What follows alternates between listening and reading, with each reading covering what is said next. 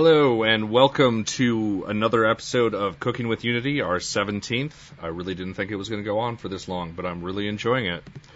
So, last week we basically finished up our side-scrolling platformer. As I said, at some point in the future I'm going to be doing art passes on these projects where it'll probably be my business partner, Justin, who will be helping out with showing how to add models and things like that.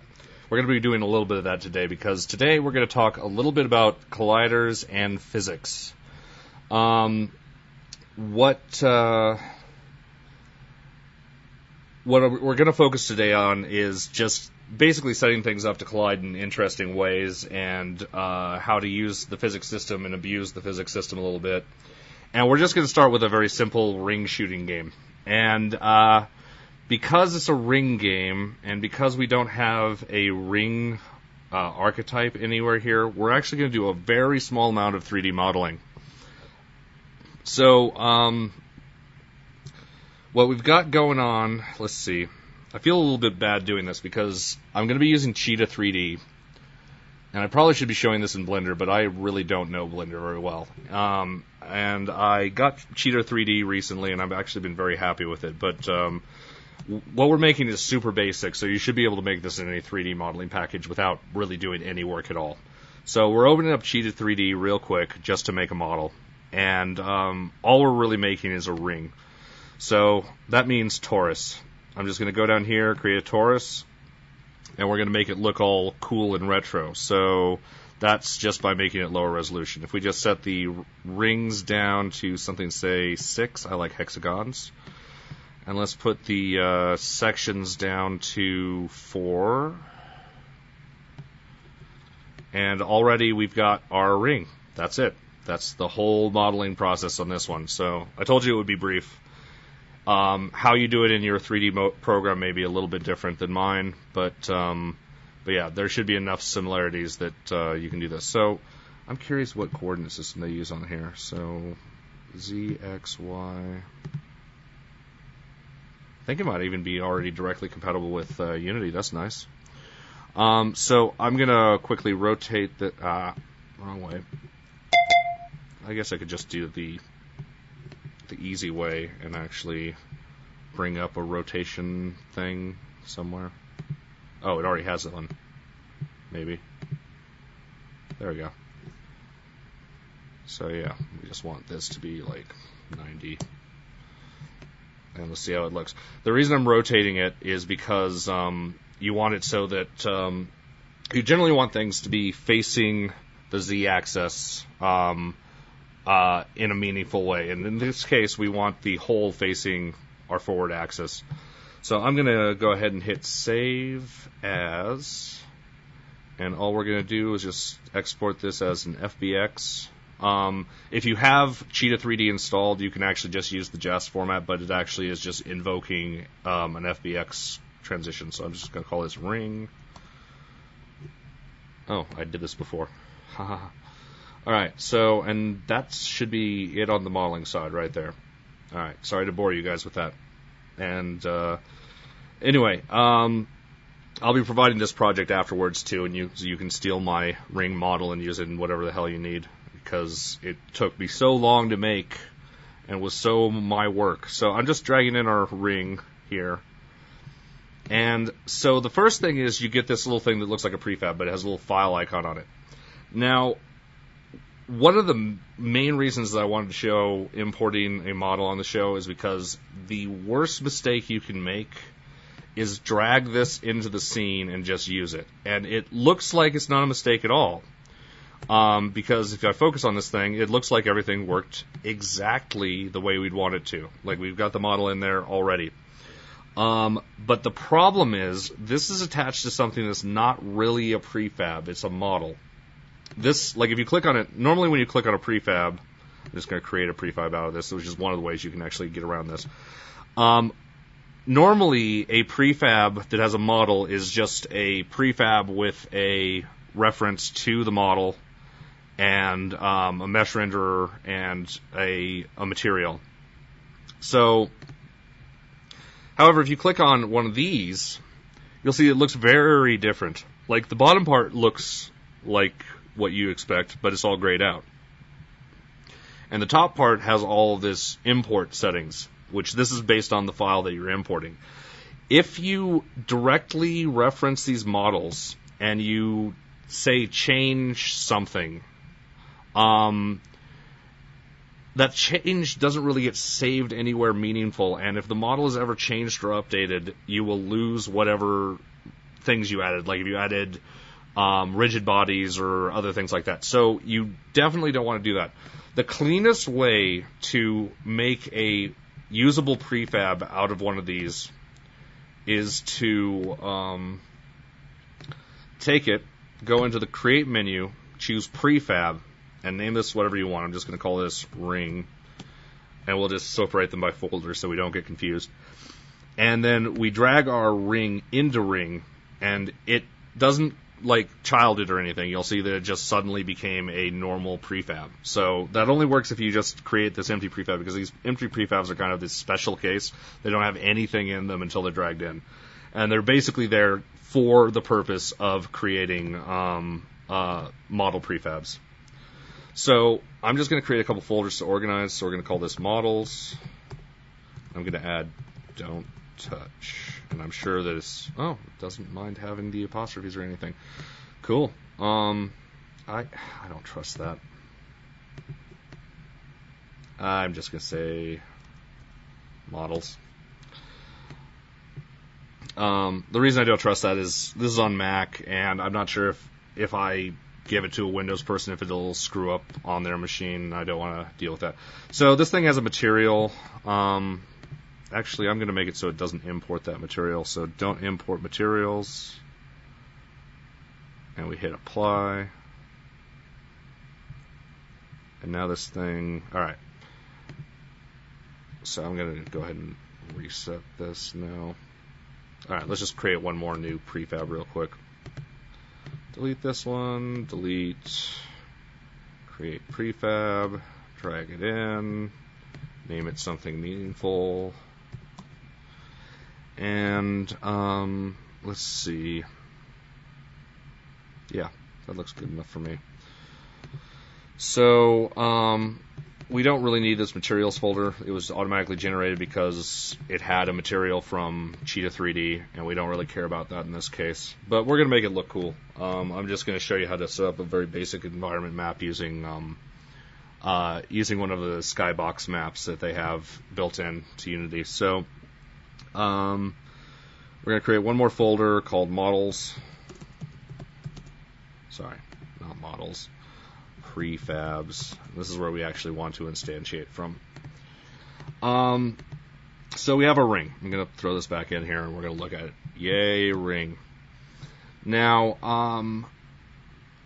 the reason I wanted to do a ring is because it has an interesting couple features. So by default, this thing gets a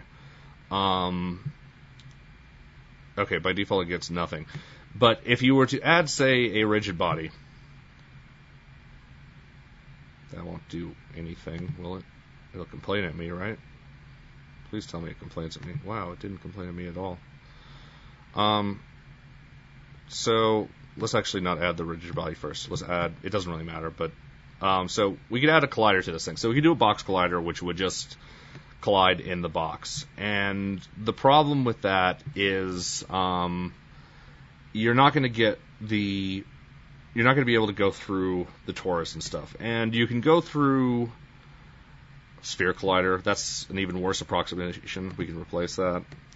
All these would be approximations, with the exception of the mesh collider. The mesh collider, you can choose any mesh, and it automatically chooses the mesh that is the object. Occasionally, if you're working on a really complex product, you probably will be needing to use both mesh colliders and separate models for the mesh colliders, because typically your geometry should be much simpler for the colliders. So if we were to, let's change some features. So we want to add a rigid body. We're going to not use gravity, and we're going to actually freeze the position, but not the rotation, because this creates a neat little effect, which I'll show you shortly. So first off, if I hit play, all we get is a ring, and we can't really do much with it. And it's not well lit, so I'm going to go ahead and create a directional light real quick. So now it looks all fancy. I haven't figured out how to actually force the normals to be less smooth shaded, because right now they're kind of being shaded as if it was a torus. But yeah, I'll figure that out at some point. So we have our torus, our ring, our cool little like Star Fox style ring or whatever. And although I think Star Fox was octagonal, I could be remembering wrong. We are going to show off its physics characteristics, so I need to create a simple way to do that. So let's just make it so we can shoot balls at things. We're going to create a C# script called shoot balls. And this one's going to be super simple. We're just going to shoot balls. We're going to need a public game object ball and a public float power. We're going to set this equal to 1,000 because that's treated us well in the past. .0f, there we go. And all this thing is going to do is, when we hit a button or something, let's make it so if input dot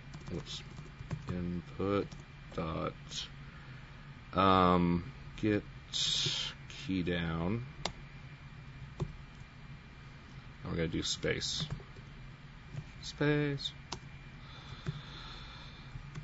And what are we going to do when we get the key down? We're just going to instantiate our ball at our transform.position, and we're going to use the ball's orientation for now. Transform dot what does it look like? Rotation. Oops, don't know what I'm doing there. And we're going to want to add a force to it, so we're going to make this game object ball instance equals instantiate as game object. And then we can take our ball instance, get its rigid body, which we are assuming that it has. We're going to set it up that way, but if you give it something that doesn't have a rigid body, you will get an error on this. Rigid body, and we're going to add force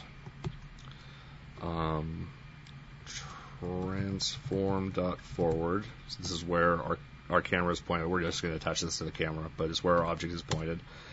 And the force will be, you can just take a force, so times power. So that's our vector times a scalar equals a much bigger vector, so, and that should be all we need. So why did I close that? That's stupid of me. I have to find that window again when I open it up again. Alright,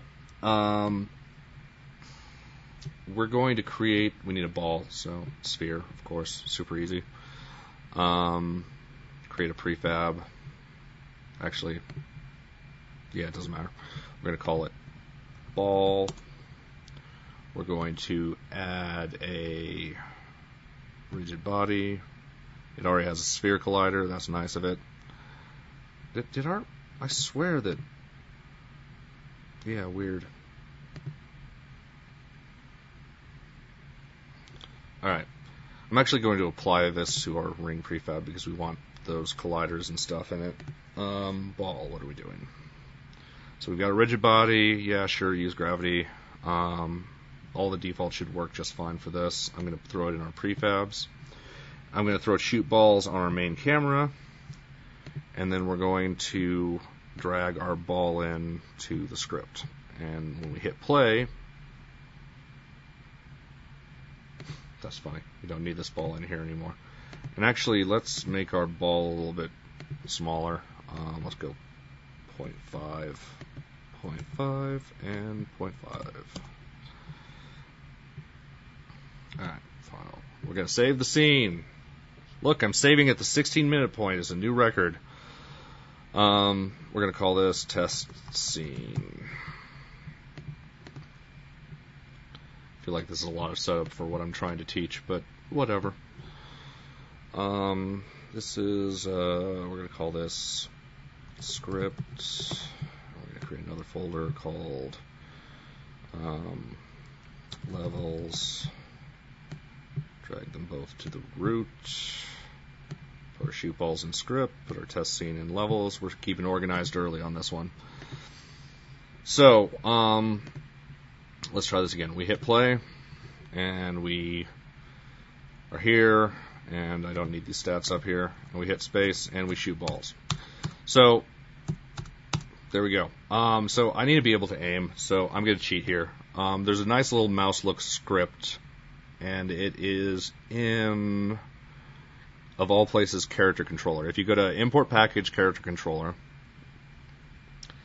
and all we want is this mouselook.cs, so I'm just going to hit none here, and then grab this mouselook.cs, because I don't feel like writing one. It's actually a pretty simple script. You should check it out. Easy one to modify, too, if you need more specific stuff. So I'm just going to ninja it and throw it into our script directory and delete this stuff. And I think it just works just fine out of the box. So if we just hit mouse look on the main camera and hit play, it does have one problem. It uses the current mouse position to determine the initial camera position, so you won't be looking right at the ring anymore. So you kind of have to look around until you find it. So there's our ring, and finally we're going to shoot at it. Space. And you can see that it rotates when we hit it, which is kind of neat. And you can also see that the balls shoot through it just nicely, which is great. So there's one trick with this. This thing's using a mesh collider right now.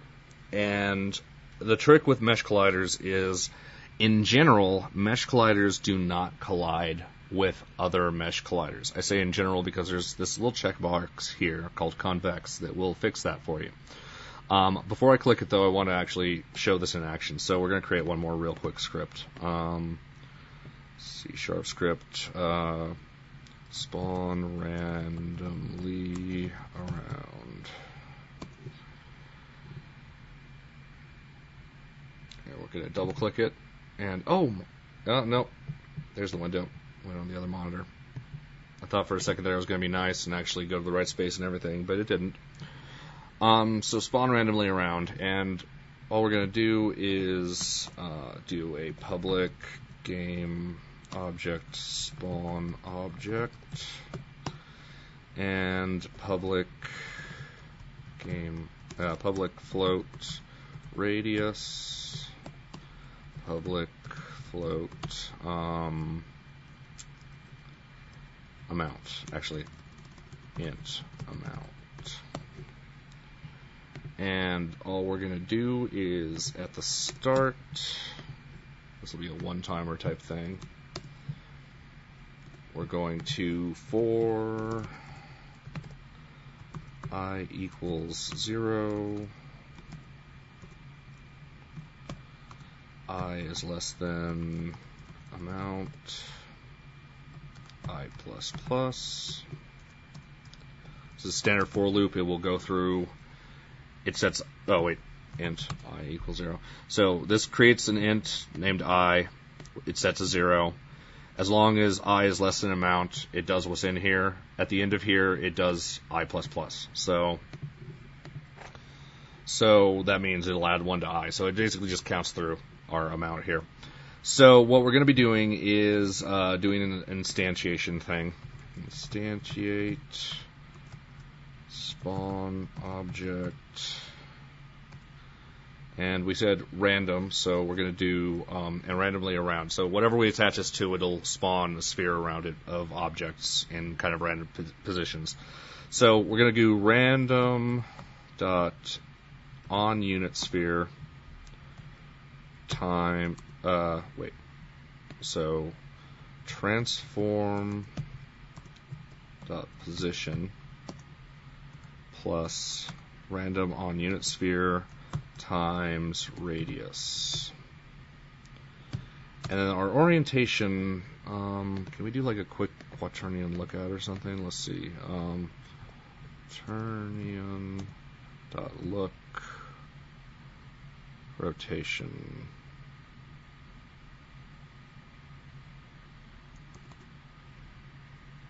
Will this work? Yeah, sure. Look rotation.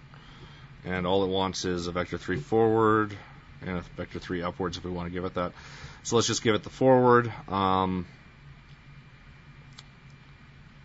Actually, let's not even worry about this right now. Let's just do spawn object dot transform dot rotation. We'll do that in a second because it'll look cooler, but this will probably show off what I want to show off better. So if we attach this to our camera and hit play, it didn't do anything at all. Oh, probably because we have bad defaults, actually, is what I'm going to blame on this one. So radius, let's make this 10 amount, let's make it 100. And spawn object, we're going to make our ring prefab. And I'm going to go ahead and delete. No, we'll leave the default ring in there, whatever. We'll be around the right place anyway. So now we have a whole bunch of rings. And so if you notice, there's rings that are intersecting, and none of them are spinning, which that already should be a good sign that something's wrong, because even at rest, objects will try to collide with each other. So there it looked like they were interacting, but they're not. So like if I hit the edge of this one, and no, see, it's spinning, but it's clipping through the other rings here, and that's a problem. Well, it's not necessarily a problem. If you were making a very basic shooting gallery game, you don't care if things interpenetrate.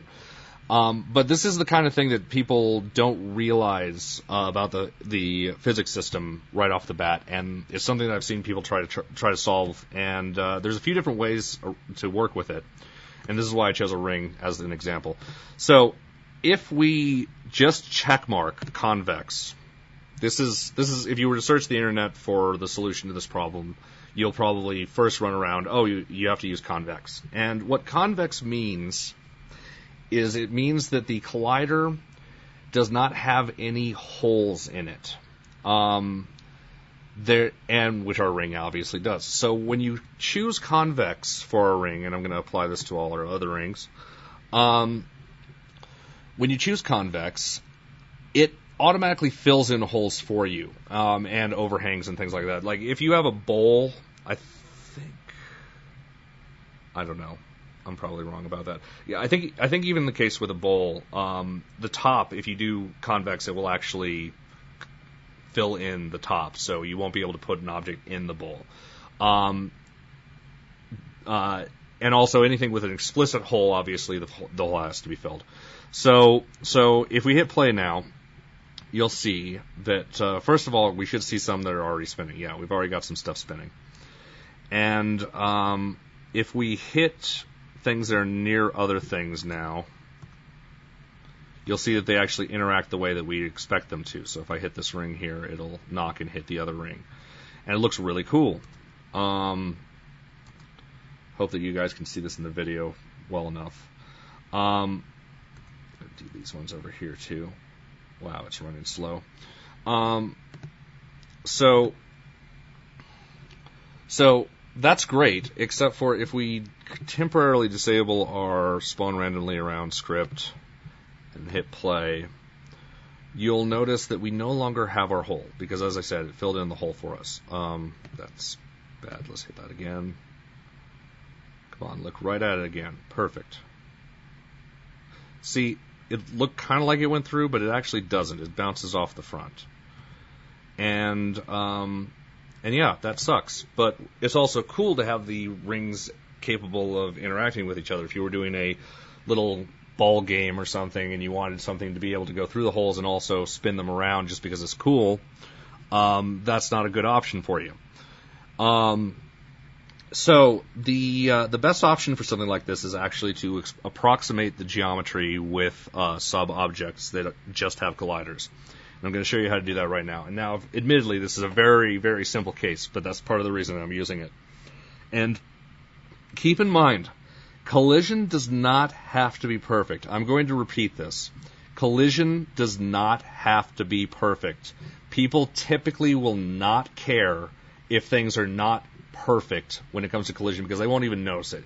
There's so many different things that can go wrong with collision, and people are used to this. And so don't get too anal about this. I'm probably going to get more anal than you even need to on this. But so let's look at our ring, and let's get rid of this mesh collider. So we're going to remove the component, and we're going to add we're going to create a new game object. Game object create empty. Unity people, why? Why in the create menu does it not have new game object? Why is this not in the create menu? Anyway, it should be in the create menu.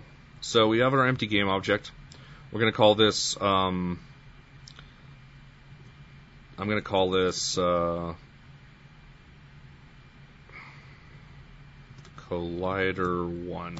Why not? We're going to make it a child of the ring. That sounds ominous. Child of the ring. And I'm just going to say it's a 0, 0, 0. And all we're going to attach to it is a box collider.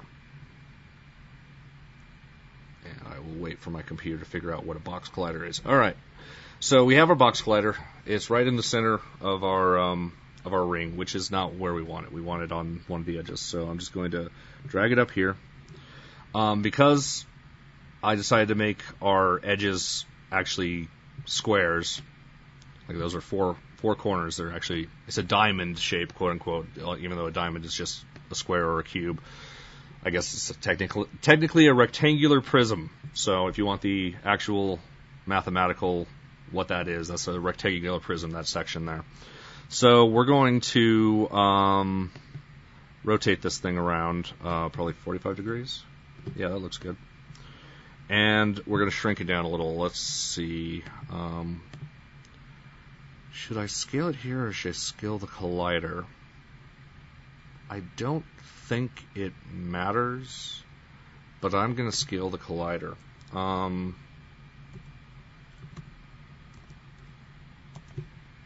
That's probably, yeah, that's the one dimension we didn't want to make smaller. So 1.5. 0.5. That's a little bigger than we need, but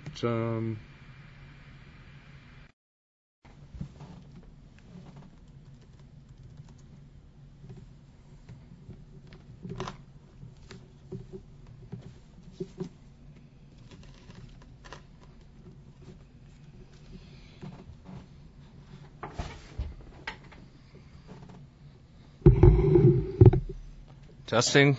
Am I still on? All right, so if I'm still online right now, why is my voice delayed? Oh, God. I'm just going to hit stop.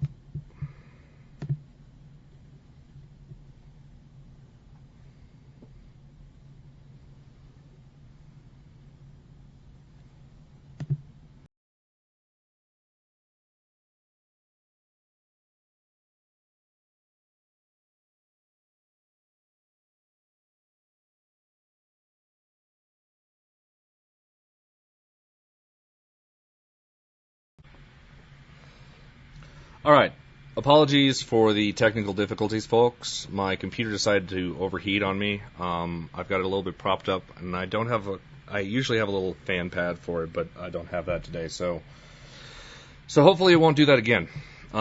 Anyway, let's get back into where we were. We're going to hit save. And I'm just going to go ahead and hit play, and so I'm going to show you how the collision's working so far. So if we find our little ring to shoot at, and shoot at it, you'll find that it doesn't collide very well, except at the top.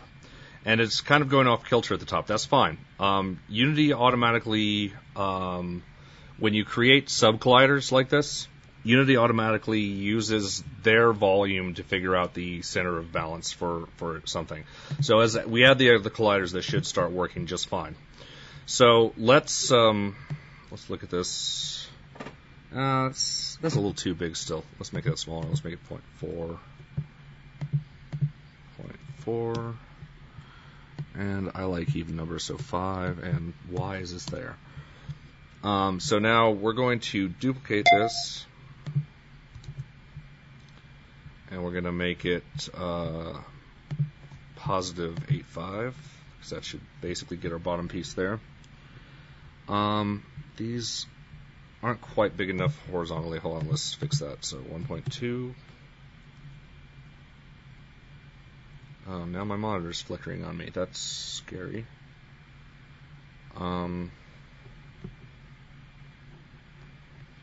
Why is my computer falling apart? Alright.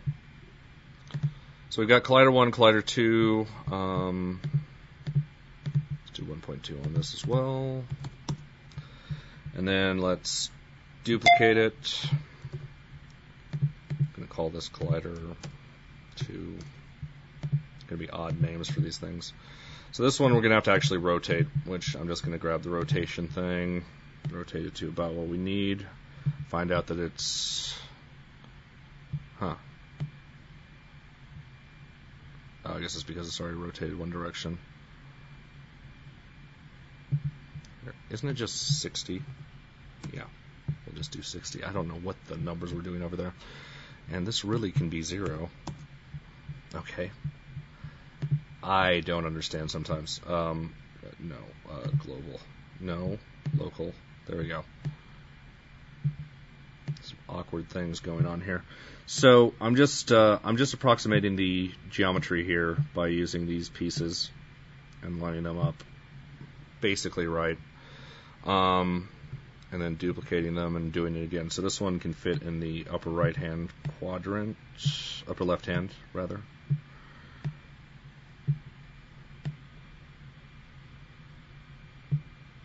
And remember, it doesn't have to be perfect.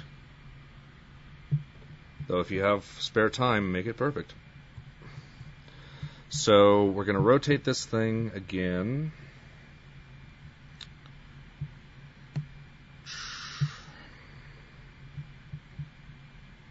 This one we can just do negative 60. Yeah, that works. And we throw this over here. Remember, I'm just duplicating, just Command D or Control D if you're on Windows.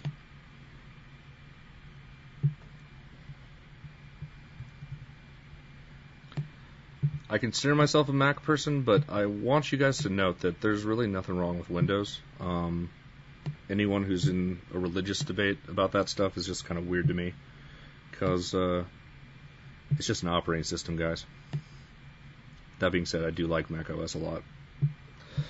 Alright, so that's 1, 2, 3, 4, 5, 6. Alright, good. I guess we could name them something. So let's do this one. Let's call this one 6, actually. We'll go clockwise. This one is 2. This one is 5. This one is 3. And finally, this one is 4. Alright, so we have all our colliders in here. And now if we hit play... Now notice that none of these colliders have rigid bodies or anything. Just the ring itself has the rigid body. But it will behave as if these colliders are what describe the geometry, which is what we want. So when we look right at it and shoot, we should... Okay, So it starts spinning, and you can see I can actually pass through it now. That was not the best example there. But yeah, we can shoot through the ring now. And now we also have our physics working as we want. So if we were to actually go back to our main camera and turn on our spawn randomly around, you'll see that we have the best of both worlds now. We can just hit play, things collide, they're already colliding. When you hit things, they behave as you believe they would, and then you can also go through. Come on, show an example of going. Oh no, we can't. They can't go through them. Want to know why? Because this has nothing to do with this right now. So we're just going to hit apply, and that's going to apply to our prefab. Now our prefab has these colliders attached. So now if we hit play, now things should work. There we go. You'll actually play again. You'll actually see some stuff that you wouldn't see before, like interlocking rings, which they're kind of freaking out, but they actually can end up in an interlocking situation now. And if you hit them, they seem to behave as a ring would, but they also behave as a ring would in that, there, got one through. You can shoot your the little balls through the rings. There's a good example. A couple good examples. Hopefully that came out on the video. So now we have our object, and it has 6 colliders now instead of 1, which is obviously more expensive than 1. I am not sure if it's much more expensive than the mesh collider, though. And we have a feature that we can't do with the mesh collider. We have a mesh with a hole, and the hole behaves properly, and the outside behaves properly as a physics object. So we have a lot of wins here. And it did not take long to approximate. Now, admittedly, very simple objects to approximate. But when I say that doesn't have to be exact, like, it can be really, really inexact, and it will be fine. Most people will not notice. You could use boxes or spheres or whatever and just, like, mock things up. Capsules are good, too. I forget if capsules are cheaper than boxes. They might be. I'll have to look that up. So we've got something going on here. Why is my screen flickering? All right. That's just so scary. Anyway, I guess you guys can't see the flickering, but my screen is flickering on me, and that makes me very, very sad. Let's make these rings look cool. First, let's take our main camera and just be like background and make it black. And then let's see what our rings look like. They'll pop a little bit better now. I don't know why I don't do this normally. I like black. Not general, but I mean, like, if you're gonna have a stark game, you might as well make it stark as opposed to like blue. The default blue, I don't know why it defaults to blue. I guess they just want you to prove that there's a color there. It's kind of funny how much fun you can have with stupid stuff like this. And this is kind of how projects can start. So first of all, let's make these things spawn around in a more cool way real quick, because we've got some extra time. This basically concluded what I wanted to say about the physics stuff. It probably was a misnomer. That's the reason I named the title of this episode Collisions in Physics, not Physics in Collision, because I really wanted to focus on just getting the collider set up in a simple but special case game object. And because physics we could talk forever on, and yeah, so I just wanted to get something going. So let's make this so that the spawning thing is more interesting for our shooting gallery purposes. So let's instead of taking the default position, we're going to use quaternion.look rotation, which uses a vector to give you a forward. So all we're going to do is look rotation. What do we want to look at? We want to look at our camera. And this is attached to the camera. We want to look at whatever we're spawning around. So it's going to be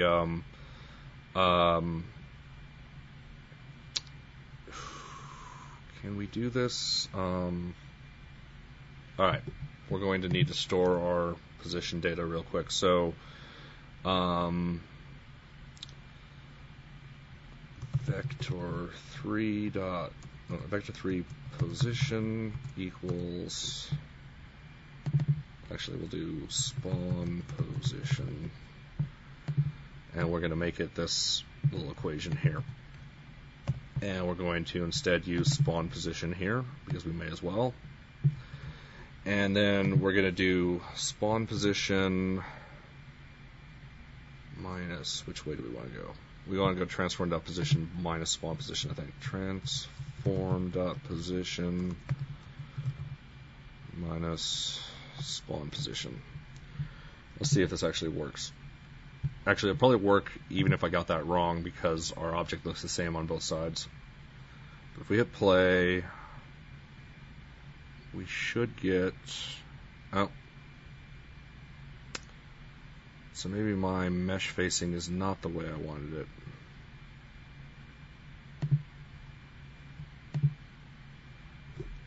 No. Looks like it's facing the right direction. Oh, but it has a rotation in it. That's annoying.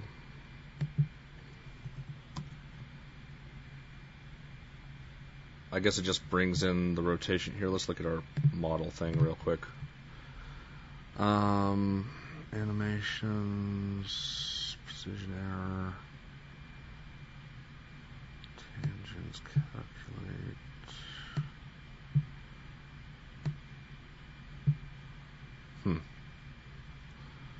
Yeah, that's not going to fix our thing real quick. So I had erroneously thought that that rotation was going to fix our problem, but it... so the problem is the basic direction of this thing is here. So if you ever use look rotation, it assumes the z vector for that object to be the forward.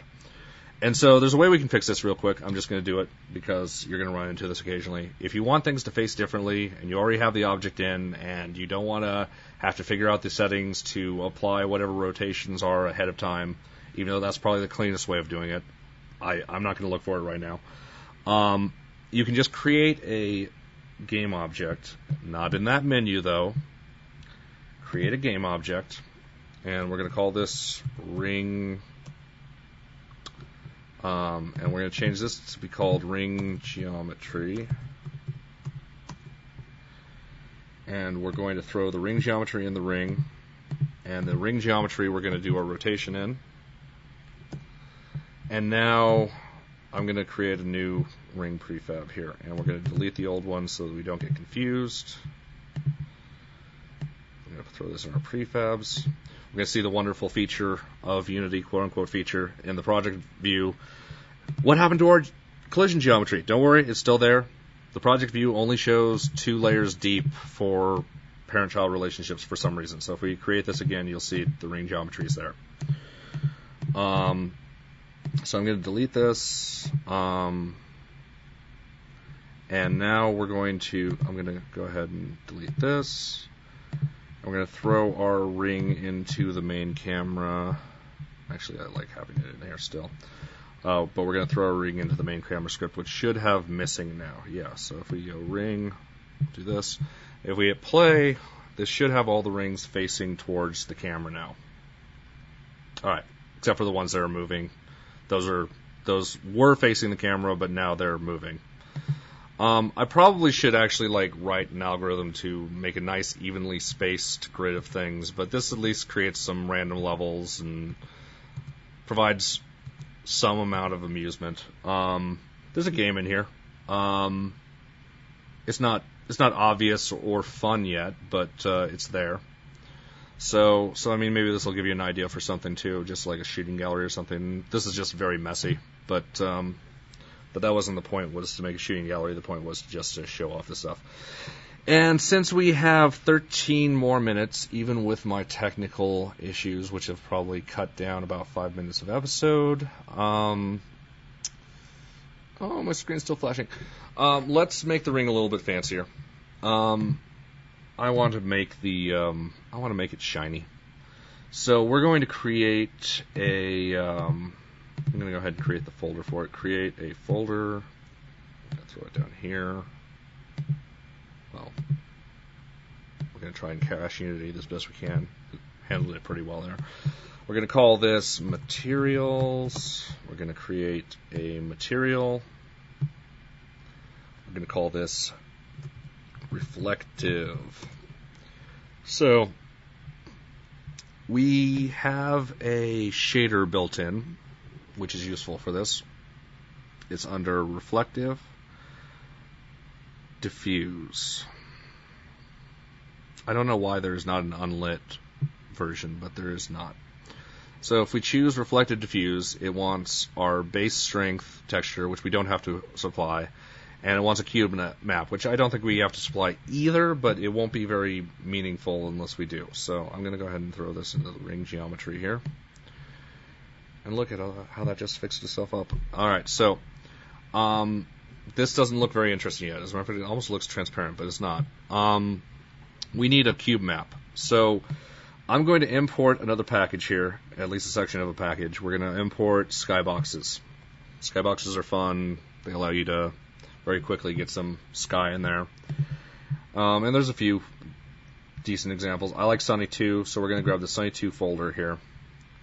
And in the textures, and let's go ahead and, I guess we just need the textures, so yeah, we'll just import that. And I'm going to just quickly co-opt this real quick. I'm going to create a new folder called Textures. I like to put that as a subfolder of materials because generally they're related in some way like that. And I'm just going to throw all these sunny things into Textures. And we're going to delete this. So we need a cube map. And so if we go to select, it still says none here. So what's a cube map? Well, in the create menu, you can create a cube map, which is right there. And I'm going to also put this in the textures, although technically, let's see, a sunny cube map. I'll throw it in textures. And then we just need a right. We'll just drag in sunny right and up. That's top. We already have the right. Oh, I'm going to click this little button so it doesn't screw up like that. We already have right, left, down, back, and front. And that should be fine. And now if we go into our reflective here and uncheck this little thing, we can drag in our sunny cube map, and we have a cube map. And I'm going to turn off our directional light because it's really just blowing out the effect. So now we have this really cool metallic looking thing. And I like sky because it's pretty generic. You can see by the amount of detail that you can actually see on this model that you really don't need a fancy texture for this. So like this is super overkill for what we're doing. I think the cube map is just using 64 for each side, which is better, but like you can get away with a much simpler looking pictures than these and probably create your own very interesting maps. So let's just see how this looks because I like when these things start rotating and stuff. So now we have these fancy shiny cubes. Oh, our ball's no longer lit, but oh well. We can make our ball shiny too. Let's do that. Should make everything shiny. So yeah, now it looks all fancy. And I don't think we had done these on the show before, so I just wanted to throw them out there because a lot of people sometimes want to have reflectivity and things. And they also think that it's a Unity Pro only feature because they can't have the fancy reflective slash, what is it called when light passes through a medium? Can't remember. All right. Well, my brain's on the fritz today. But basically, that stuff you can't do because Unity doesn't allow you to access additional frame buffers or render targets for textures, and that system's used for shaders as well that need additional buffers. And this isn't a actual reflection. Like you won't see other objects in the scene reflected in here. This is purely a fake effect that just takes the environment map and maps the world coordinates differently than most objects do. And it's actually very computationally cheap, though. You can do this on iOS all day and Android all day too. it's not much more expensive than a regular texture. A little bit more expensive memory-wise, I think, but as far as rendering-wise, it's not a big deal. Because it's rendered very similarly, it's just different input parameters.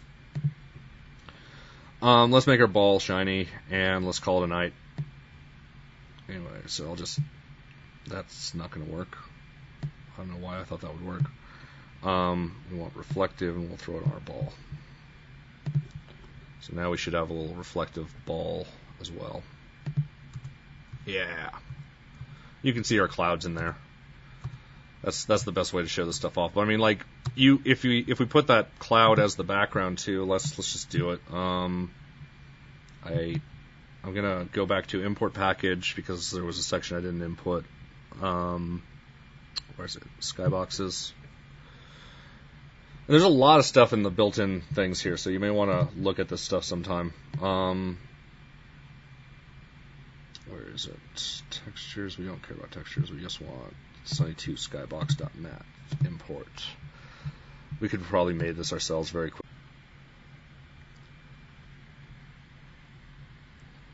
Alright, so I'm back. I'm alive. Where's Unity? Where are we at? Let's look at what our level looks like.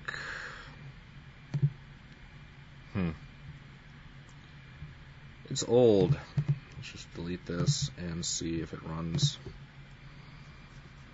It'll be nice if I don't have to redo all this. Why is it indexing? Don't index now. That's a stupid time to index. Yeah, that didn't have anything in it. Let's look at our main camera. Oh, this isn't enabled. Hit play. Let's see if we have all our shininess still. We don't have a spawn object. Alright. Just doing some repairs here. Again, really sorry for the technical issues. However, my screen's not flickering anymore, and I think the problem is actually with my power supply. I thought it was an overheating problem, but I think it's actually a power supply problem. So, thank you. Thank you for not being my computer.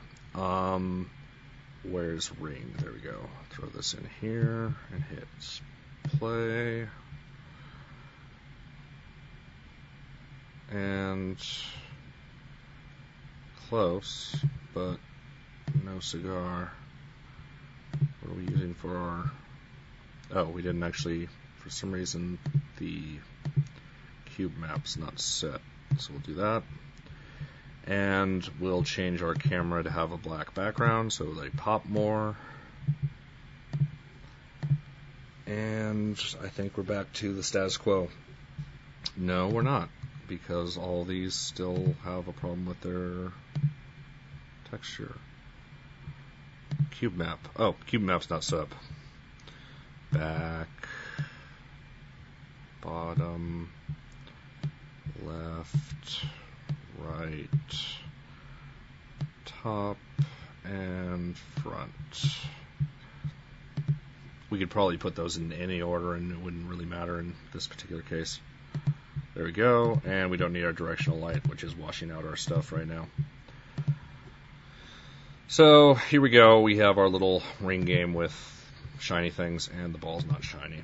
Let's make the ball shiny.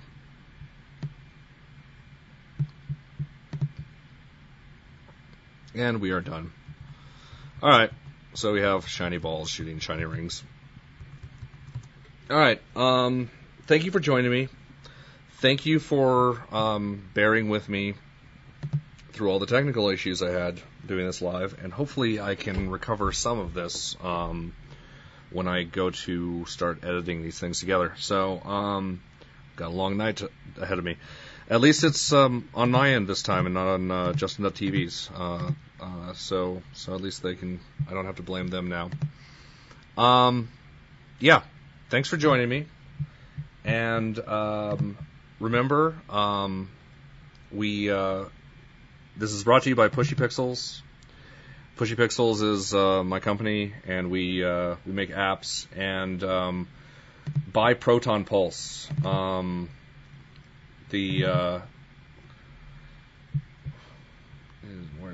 Does it show Buy Proton Pulse? No, there we go. So Buy Proton Pulse on the iOS App Store or Android. It is still on sale on Android for 99 cents. For iOS, it is $3.99. It supports the show. Any feedback, questions, suggestions? I'm sure there's a few from tonight. Go ahead and email me at pushypixels@pushypixels.com. And again, sorry for the technical issues, but thank you for joining me. Thank you for hanging in there, and you guys have a great night.